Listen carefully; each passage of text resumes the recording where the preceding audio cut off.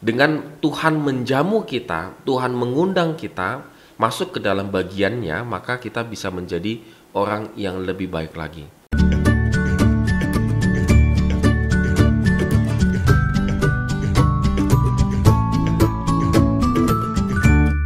Shalom Go Traders, hari ini kita kembali bersyukur karena Tuhan begitu baik dalam kehidupan kita. Kemarin kita sudah merayakan perjamuan kudus dan Paskah, dan kita akan kembali pada saat ini untuk merenungkan firman Tuhan.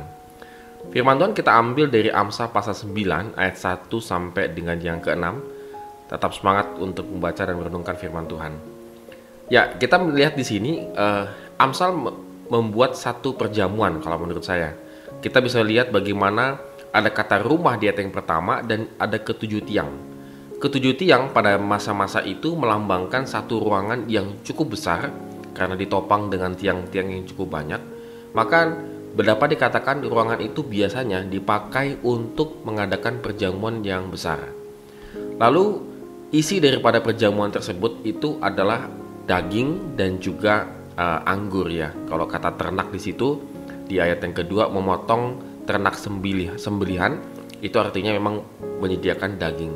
Dan pada masa itu dua hidangan ini adalah hidangan yang cukup istimewa, harganya cukup mahal.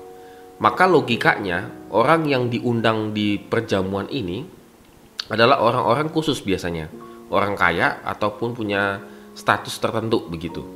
Namun kalau kita perhatikan lagi, pelayan-pelayan perempuan yang ada di ayat yang ketiga itu disuruhnya berseru-seru di atas tempat-tempat yang tinggi di kota.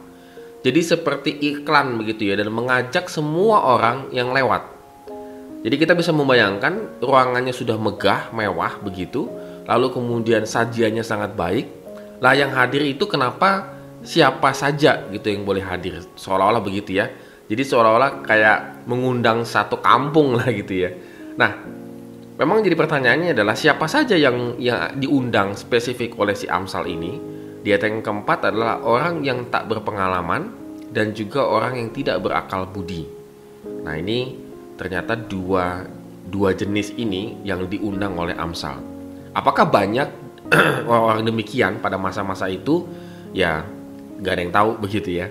Tapi Amsal ingin mengajarkan kepada kita bahwa undangan ini sebenarnya undangan sangat spesial kepada orang yang tak berpengalaman dan yang tidak berakal budi.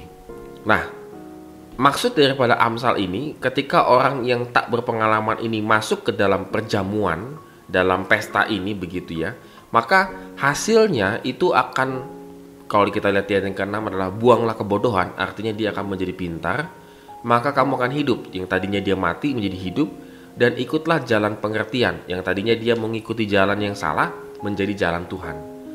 Jadi ada satu perubahan yang terjadi kalau orang-orang yang tak berpengalaman dan bodoh ini masuk ke dalam perjamuan itu, maka itu akan merubah hidup mereka.